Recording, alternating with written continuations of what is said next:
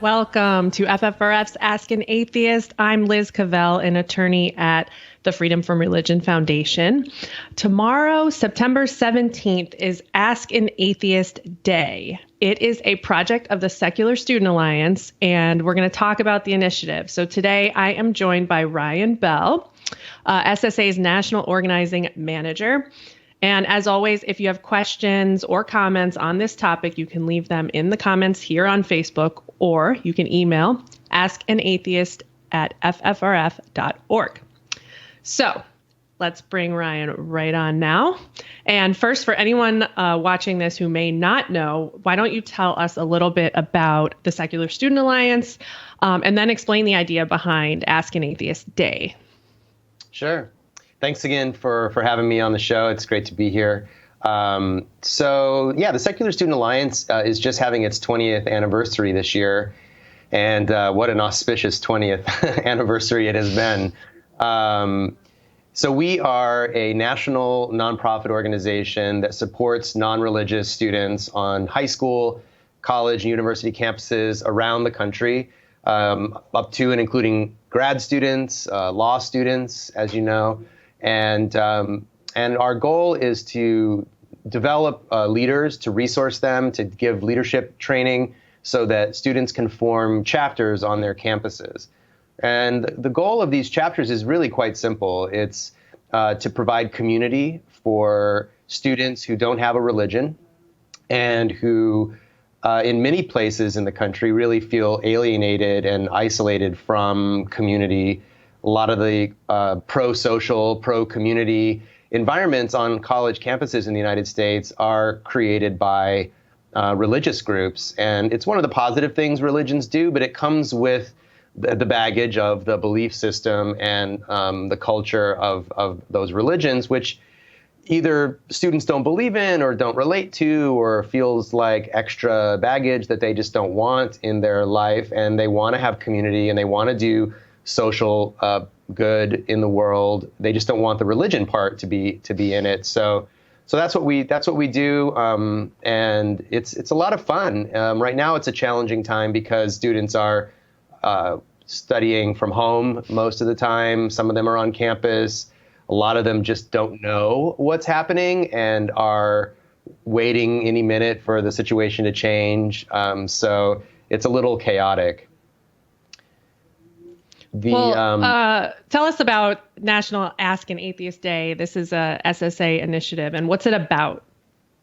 Yeah, it's something that the SSA started a number of years ago. I don't remember exactly how long ago, but it started off with one day on the I think the third Thursday of every September, and then it became clear that it was a popular event and that students wanted one each semester. So we do one in April now as well. And the goal of it is just to normalize atheism on college campuses. And then the secular community more generally has embraced it, and it's become sort of a social media phenomenon as well. So tomorrow, if you're on Facebook and Twitter and Instagram, you'll see loads of people just saying like, hey, it's Ask an Atheist Day, so I'm opening my Facebook page. Anybody that wants to ask a question. And it's fun. It's kind of fun. The topics and the questions range from the hostile to absurd to just funny to serious questions, people genuinely asking atheists what they think. So we get questions of like, how do you like your baby cooked, to like, how do you know right from wrong? So like funny questions as well as serious ones. Right. So in the spirit of Ask an Atheist Day, you have a really interesting bio and your journey to how you ended up at the Secular Student Alliance. And so why don't you just, anyone who's watching this, tell us the kind of short to medium version of your bio, and then any questions related to Ask an Atheist Day that you have faced or that were interesting stories that sort of illustrate kind of the positive impact of Ask an Atheist Day. Sure. Yeah. So, I mean, the short version of my story is that I was a pastor for 20 years, straight out of my undergraduate program in pastoral ministry and theology. I became a Seventh-day Adventist pastor. and eventually went to grad school. And I have an MDiv and a Doctor of Ministry in theology and church leadership. So, for 20 years, that was my life. I gradually became more progressive in my views during the course of my career. If anybody knows about the Seventh-day Adventist Church, you'll know that it's fundamentalist, kind of evangelical, but a little too weird even for the evangelicals to get super on board with. For years, we've, as an Adventist, I've sort of fought off sort of the claim that we were a cult, like the Jehovah's Witnesses or the Mormons. And there are important differences we don't need to get into right now. But eventually my last church was in Hollywood. I was there for 8 years in Hollywood, California, and we had a sizable percentage of our membership were gay and lesbian. And then we welcomed a transgender woman into our membership. And that sort of became the beginning of the end for me. I mean, there were multiple points along the way where I thought maybe it was the end of the road. But eventually the president of my regional conference said that I was no longer an Adventist pastor. And I like to say that I was the last one to find out. When I left, everybody was like, yeah, we were wondering what you were doing. And from there, I took 9 months and tried not to think about any of it. And in January of 2014, I started a blog called A Year Without God, in which I, at that point, didn't know a single atheist in person. I knew of Richard Dawkins and Christopher Hitchens, and I had read each of their key books on atheism. And so I knew about atheists, but I didn't have an atheist friend that I could phone up and say, okay, what's this about? So I dove into it, not even realizing, do atheists gather in groups? Don't they? I had really basic questions. I had immediately had atheists tell me, we don't gather. And then I immediately got an invitation to a gathering in my community of atheists. So I was like, wait, don't they gather or do they gather? I'm confused. So that sort of began my journey into what are atheists about? And by the end of that year, I didn't believe in God anymore and was an atheist and a humanist. I describe myself as a humanist. And about 3 years ago, almost exactly 3 years ago, after a bunch of other jobs in between pastoral ministry and where I am today, I started working at the Secular Student Alliance. Yeah. Wow. So just your average kind of deconversion from. Yeah. That's super interesting. And I have a million follow-up questions, but I want to just, before I just fully delve into the Ask an Atheist Day whole, I want to share this graphic that you shared with us that I thought was really cool, that gives some examples of questions that people could ask an atheist on Ask an Atheist Day. And just tell us a little bit about how you came up with this and any of these questions that you've faced or that you've heard interesting answers to. I love this because it's these genuine questions we talked before the show, that are actually curious. They're not hostile or confrontational or, just silly or, just self-fulfilling. They're actually really curious questions, and some of which I haven't even really thought about or asked myself in a really long time, kind of being in this atheist space. You tend to get more when you're interacting with anyone who's not in the atheist community around either your beliefs or their beliefs. Unfortunately, it tends not to be in this thoughtful, curious, respectful space. It tends to be in a really tense and hard and hostile space. So I love this list, and I want to just hear more about it and kind of some of these questions. Yeah, sure. So the idea for this came actually from one of our students. We were having a conversation with we have a group called the National Leadership Council, which is a few of our student leaders who have really proven their organizing ability and have some experience and can advise us about what they're seeing on campus, what they think would be useful. And we run graphics by them. We run program ideas by them because, in my case, they're half my age and much closer to the sensibilities of a college student. And they can say, that's a dumb idea, or no, that would really be great, but maybe add this to it.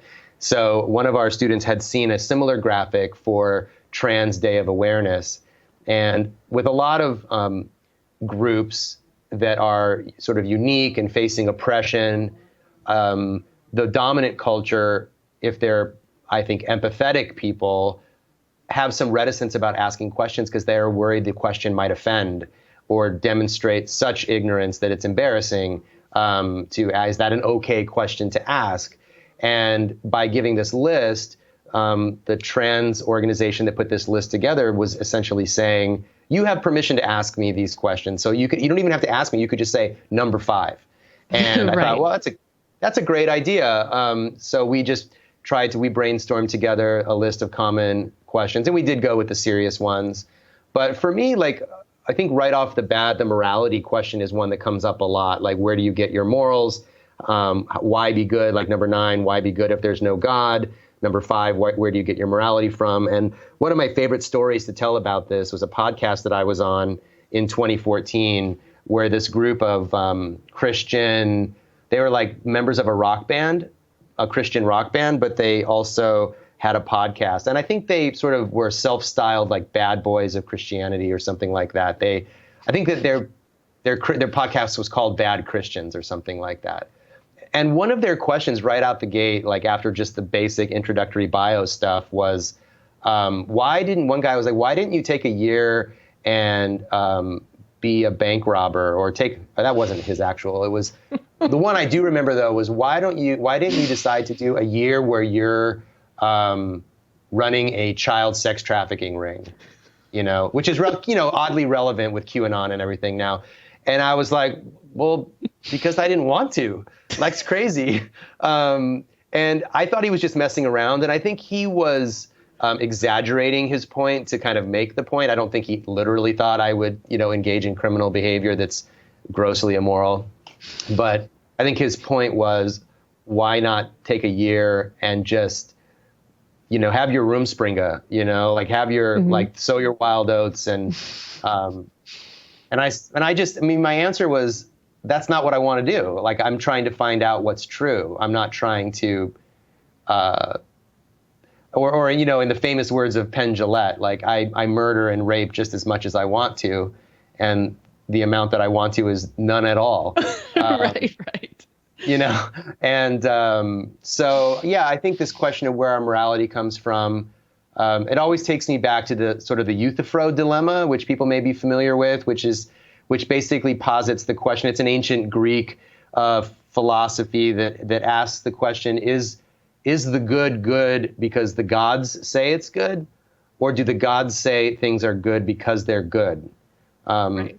And if you say that it's the things that are good because God says so, then you have sort of an arbitrary moral authority, and anything can be good as long as God says it's good. And so you have in the Bible, genocides and rapes and things that are justified in the name of God's end goal or something like that.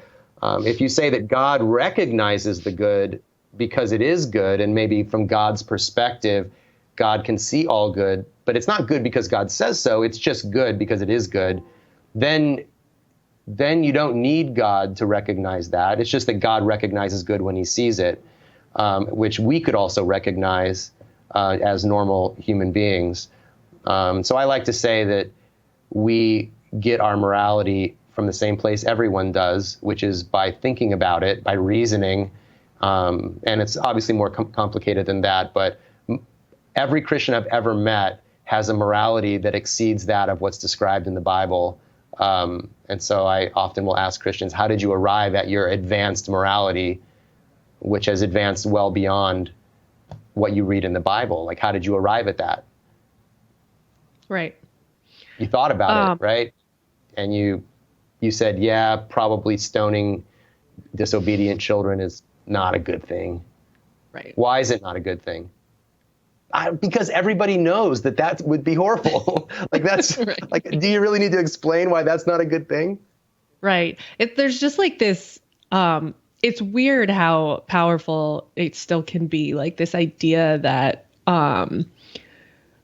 like religious belief, or at least like this code of religious, values or something, is like this thin barrier between like us and just going buck wild. Like it's the why didn't you go crazy for a year and like, just do whatever the hell you want.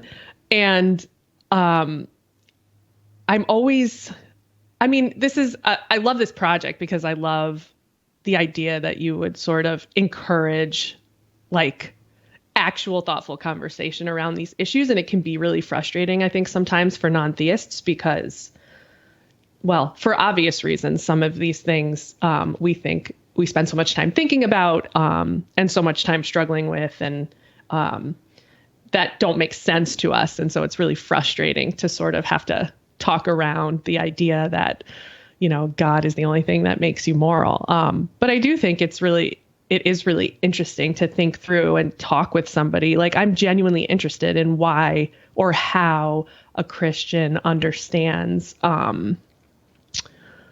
morality. Like if there were evidence tomorrow that there really is no God, like what would you think about killing people or like stealing from people or, hurting people? It's just like, it's just more fruitful to sort of try and engage in these thought experiments and have conversations that, actually feel curious instead of judgmental. Yeah. One of the things I wanted to ask you, it's like totally cliche, but I feel like so many of the people that I know in the non-religious space, which is a lot of people after all these years, there's always like the shared, almost without exception, like the obvious struggle of difficulty, like within their own families, feeling ostracized or judged by like the people you love most around your beliefs. And it can be exceptionally hard to have respectful dialogue within families. And I just wondered if you had any experience with that or what advice you would give. I don't know. I have no idea your backstory and how you ended up in the Seventh-day Adventist space, but I wonder if you come from a religiously conservative background. And if so, what's your experience with like struggle talking about your beliefs within families? Yeah, I do come from a conservative background. And I mean, I ended up in the Adventist church because my family were there and it's how I grew up. I think there's complicating factors for me in that one, that I was a pastor. And the other that it took me so long to arrive at the viewpoints that I eventually came to. And I think so for my family, I think they saw me becoming more and more liberal, more and more accepting. I know that's hard to make that sound like a bad thing, but for some people, that acceptance, that inclusion was really a negative for their worldview. And so it's been hard. I have certain family members that the main thing we talked about when I saw them at holidays and things was my job, my church, religion, politics of the Adventist church, who's doing what, who got transferred to where, and who was saying what about who else. And so that's gone for me now. Like my dad still tells me about his church, and I know his pastor from years back. And so we talk a little bit about that stuff, but in general, like I'm not up on Adventist church politics, and we don't really have a lot to talk about. And a lot of those same people were very conservative politically as well. And I think even though I was very liberal politically, they saw my common religion with them and my interpretation of my liberal politics through a theological lens as something interesting and a point of connection for us. Now I'm just like a dirty liberal. So we really don't have a lot of points of connection anymore. Some people feel betrayed, and I actually frankly understand that. I think my kids felt pretty betrayed at first. They were like 12 and 14 or something when I went through this. Wow. And they had known me as their dad and their pastor their whole life. My oldest, who's turning 20 next month, said years ago when we were processing this, she's like, "You're the only pastor I ever had." And she never grew up with me teaching them that people were going to burn in hell. She never grew up with me teaching that gay people were hated by God, or, she grew up just thinking that the church welcomed everyone and that it was this wonderful place of inclusion. And when I got tossed, she was like, what the heck? This is not the God that I learned about growing up. It was really confusing for her. And my youngest as well, but I think she was less enmeshed in all of it and the relationships. She's just a different personality. So it was hard. I think they were like, what do you mean you don't believe in God anymore? And I'm like, I'm not sure I can exactly explain it to you right now. She's like, I'm really confused. And I was like, Dad's really confused too. Let's work this out together. And I think that's probably, if I have any advice at all, is just to give your family time. Just be human with them, be humble. Like, I think the arrogance that can exist on both sides, where Christians can be super arrogant about what they're absolutely sure of. Atheists can sometimes be really arrogant about what they're absolutely sure of. I think finding some common ground on the fact that there's a lot we don't know. And like this question on the graphic about, why is there something and not nothing in the universe? Like, why does anything at all exist? Number 3 there. Right. Like, I don't know. Right. That's a big shoulder shrug. I don't even know if Sean Carroll knows, this famous astrophysicist, like particle physicist. I think there's some suggestions about what existed before the Big Bang and why the Big Bang went bang. But these are all highly speculative. And I think most atheists would say the bottom line is inserting God in there doesn't really help. So I think just being humble about what we don't know. I think Christians are so used to having answers to everything that when an atheist says, I'm not really sure about that, but I'm open to learning more and I'm trying to learn as much as I can, but God as the answer just doesn't really satisfy me anymore, is a little disarming, I think, for some Christians. They expect you to come guns blazing with like absolutely what you know. And when you say you don't know for sure, they're like, oh, okay, well, I guess I don't know exactly for sure either. So there's some middle ground there maybe. Okay, I want to make sure we have time to take some questions out from the comments here. So let me just check. Yeah, we're getting some questions. So let me just start firing away. And let's see what we think. Okay, we've got a question here from Haley. It says, have you ever gotten a question on an Ask an Atheist day that stumped you? If so, what was it? The question that always stumps me is, what would it take for you to be a believer again? Like, what would have to happen? Or what would you have to see? Right. Or experience or witness? And I don't know how to answer that question, because anything that I would see or experience, I would be immediately skeptical about it, like, so there's like the classic tongue-in-cheek answer, like God could write in the sky, like I'm real or something. And I would just wonder who did that, or like, what kind of new skywriting technology is this? Right. It's like by definition, like a proof that you can imagine would still have a supernatural element. And so it's really hard to sort of like picture that hypothetical in the real world. Yeah. And I mean, I think if people, like if somebody was healed, like sometimes people will say like, right, a lot of the healing stories are about cancer, which you can't always attribute to, like sometimes cancer just goes away. We don't know why. But some people will say like if a limb grew back, like that would be, if someone prayed and a limb grew back, like on demand, please grow this arm back and it grew back. That would make me sit up and take note of like, but again, I've seen, some illusionists at work and it's pretty damn convincing. So yeah, I don't know. I know what you mean. If everybody raised from the dead all at once, that would be something. Yes. Yeah. See, we can talk through these. We've got another question here from Robert. It says, Oh, do you guys help stop schools from making children recite the Pledge of Allegiance? That's not on topic, but that is about FFRF. Um, there's kind of a long We answer do. and I a will short say answer. this.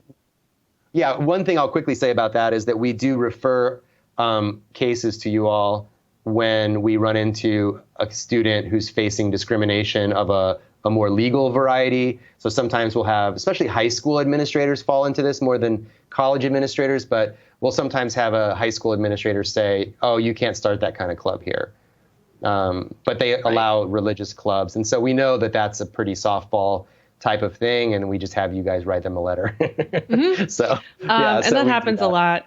And then on the pledge front, I mean, we actually do get a surprising amount of both teachers and administrators in public schools that think it's legal to force students either who abstain for religious reasons or political reasons or any reasons, who think it's okay to force kids to stand and show, reverence and salute and say the pledge, or who don't tolerate them, disrespecting the pledge and the flag by sitting quietly during the Pledge of Allegiance. And that, of course, is protected speech. And so we've handled many complaints, unfortunately, in public schools that are like that. We've got a question here, of course. Is there an Ask an Agnostic Day or something similar? I don't identify as an atheist, but I'd love to participate. Yeah, that's a really good question. And because it gives me the chance to say that not all of our students would identify as atheists. And the other answer is no, we don't have an Ask an Agnostic Day, but it's certainly something that you could do or that we could do. One of the things that I've noticed in the 3 years that I've been here is that 18-year-olds as a group are not people who have spent years and years thinking about these questions and have come to solid, conclusive answers. So I find at least, more students who are somewhere on the spectrum of leaving their parents' religion to being like a convinced atheist. And of course, we do definitely have convinced atheists. And these are kids who, for whatever reason, that's the way their brain works. They've been debating these questions on the internet with their friends and associates on the internet for years, even though they're only teenagers. A lot of kids come to campus and they're distancing themselves from their parents' religion for a whole host of reasons, but they wouldn't necessarily feel comfortable calling themselves atheist at that point. And we welcome that. We even have a flyer that says, "Doubts about your faith, join the club." So we really want our students to be welcoming to any student that even has a doubt about their faith. Because when you think about the culture of a campus, there's religious groups, and then there's the rest of the campus. And so if you're a Christian by upbringing and by culture, and you think you're still probably a Christian, but you have some major doubts, who are you really going to talk to? If you talk to the Christian chaplain or the minister on campus, if there is one, they're just going to probably try to convince you to come back into the fold and be faithful. They're not really necessary, unless you run across a very exceptional one, they're not going to necessarily lean into your questions and say, hey, that's a really great question. Let's spend some time on that. And so we would like our student clubs to be that place. So yeah, I think asking, part of the reason I think for Ask an Atheist Day is to normalize atheism, for people to feel more comfortable saying, I'm an atheist, you can ask me any question you want, and I'm not going to bite you. Lightning's not going to strike you for treating me like a human. But there's definitely room for opening that to more questions about just belief in general. One of the questions on the graphic is, what do you believe? So if you don't believe in gods, what do you believe? And I think that gives an agnostic, a free thinker, a chance to say what it is they do think about the world. Right. I also think, we know too that just atheism as a label, for better or worse, is still so stigmatized in a world where, discriminatory knee-jerk reactions towards individual groups in general is lessening. atheists somehow really sticks in there as a group that people have a real knee-jerk negative stigma against. And so trying to sort of create a space where people are kind of encouraging conversation with human beings who happen to be non-theists, I think is important kind of in and of itself, and an opportunity, I think, for agnostics as well to engage in conversation with people who are like them but identify a little bit differently.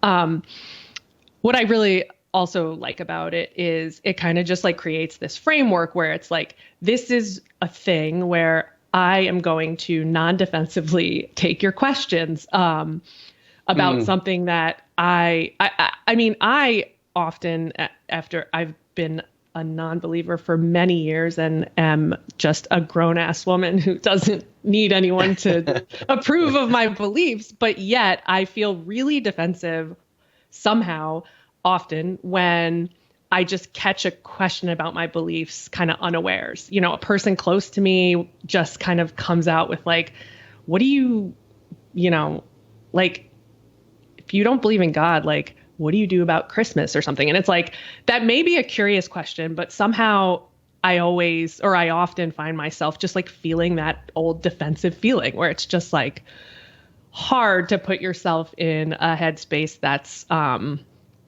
you know, kind of gracious and open and being part of making that respectful.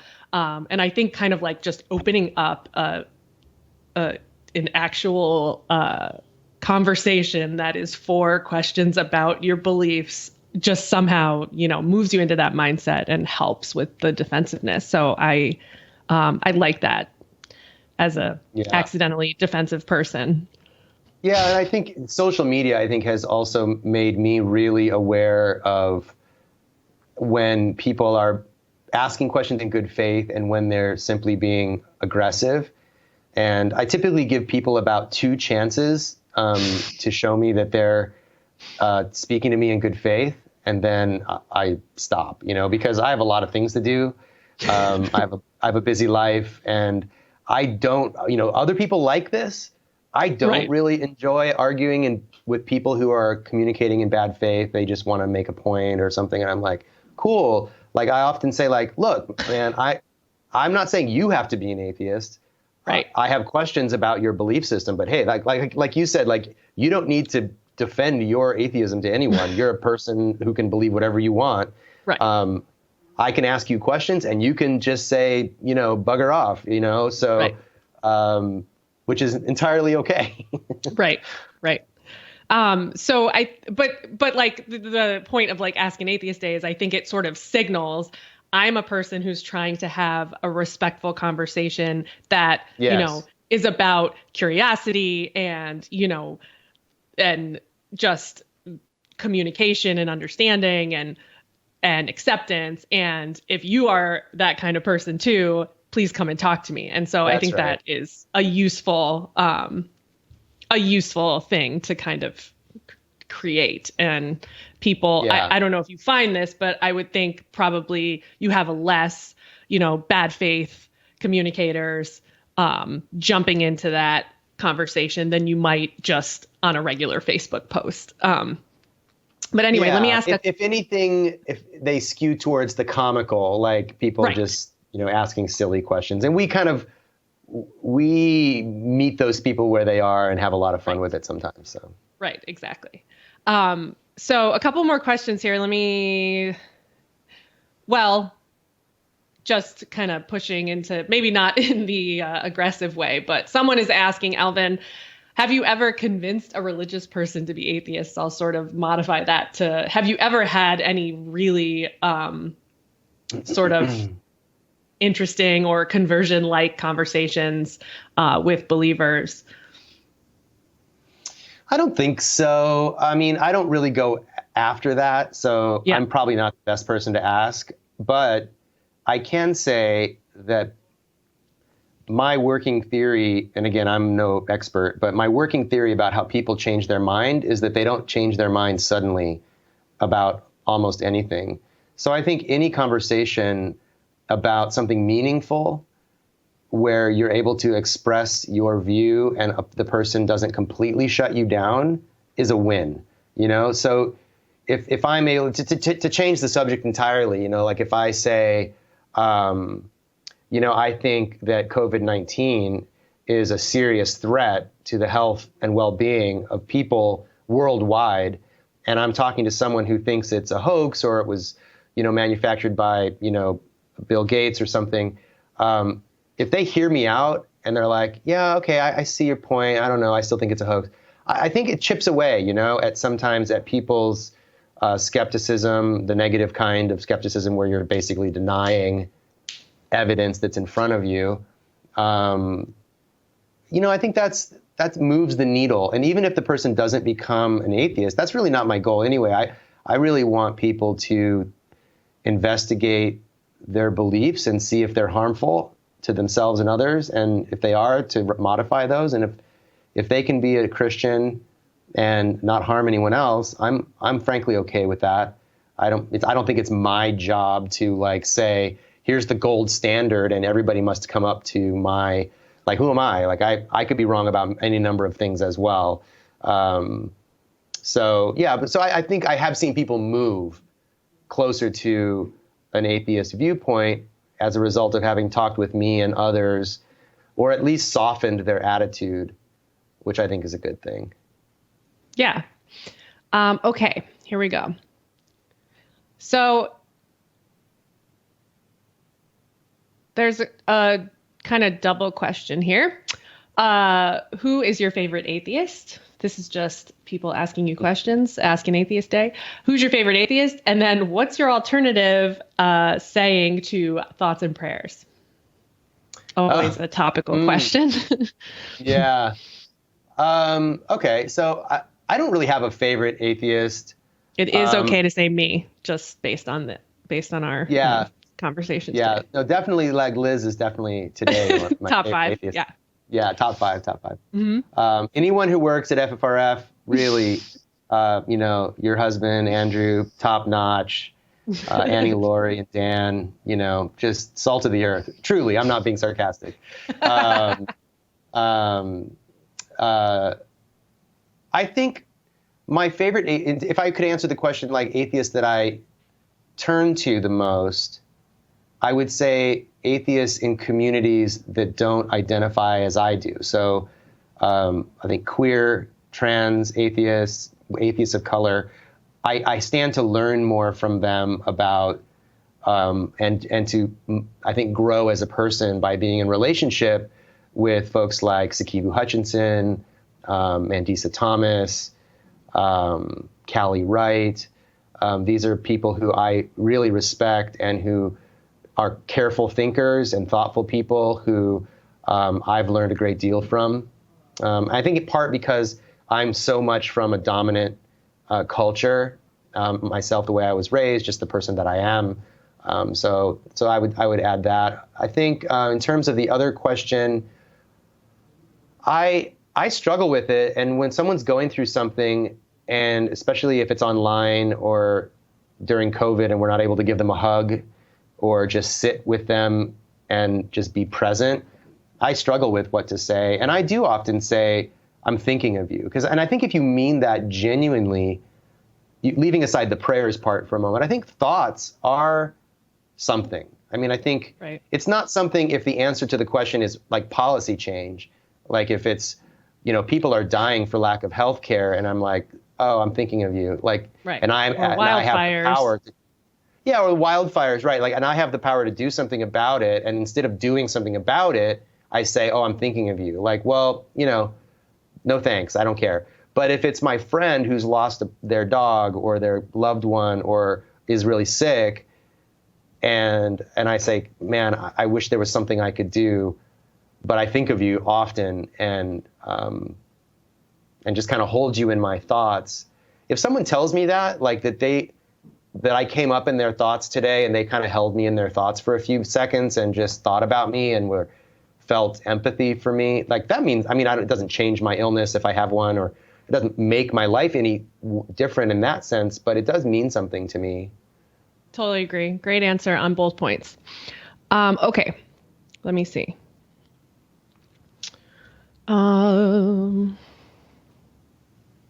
I'd love to participate, but if I post this on Facebook, my family will outright attack me. Is there anything you recommend for people who might want to participate anonymously?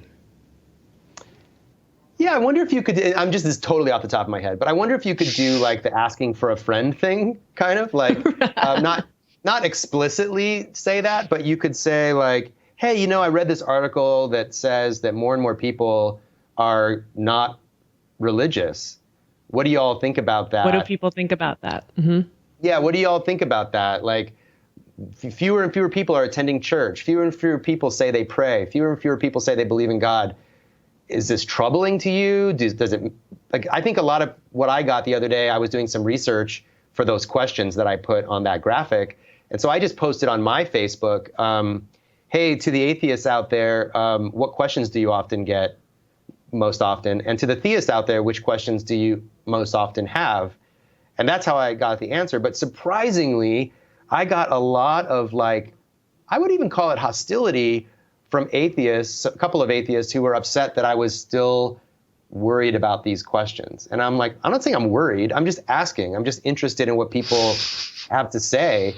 And like, why are you obsessing about like atheism and the existence of God? And I'm like, I'm not obsessing. I'm just asking a question, you know? Oh, internet. I love you. Yeah. It's like outrage at like a hair trigger, you know, like click the button and people are like, rah! I think you could trigger outrage no matter what you do. But I think if you could take a more neutral approach and say, like, people are saying, like, what do y'all think? And if they say, like, oh, yeah, atheists are going to destroy America, I think the Socratic method is really helpful to just say, like, okay, well, why do you, that's an interesting point. Like, why do you say that? Mm-hmm. Like, is there evidence for that? Do you have evidence that atheists are just have destroyed or would destroy our democracy? I mean, it's pretty much being threatened as it is by people who claim religion. I mean, you know, you could get into some of those questions, but I think if you take more of a journalist approach, like, interesting, tell me more about that. Well, I read this article that has the opposite view. How do you reconcile that? Maybe you could do it without having to out yourself. Right. I like that. So asking for a friend, always a favorite tactic. That's all the questions from the comments. But before we say goodbye to Ryan, I wanted to plug SSA one more time and also just mention that you guys did come hell or high water, you guys still hosted your annual conference that takes place in July. This past July, you made it all virtual. And speaking of Sakivu Hutchinson and probably Callie Wright, I don't remember who else you had. Amazing speakers, a great roster of online videos that you can watch on demand at the SSA website. So I would just recommend everyone check it out. Support SSA if you don't already. And participate in Ask an Atheist Day tomorrow, respectfully and with curiosity and thoughtfulness. And that is it for Ask an Atheist this week. Thank you so much, Ryan Bell and SSA, for talking with us today and taking your time to chat. Thanks don't for forget, join us on FFRF's Ask an Atheist next week. If you want more information about us, go to our website, ffrf.org. See you next Wednesday at noon Central. Bye.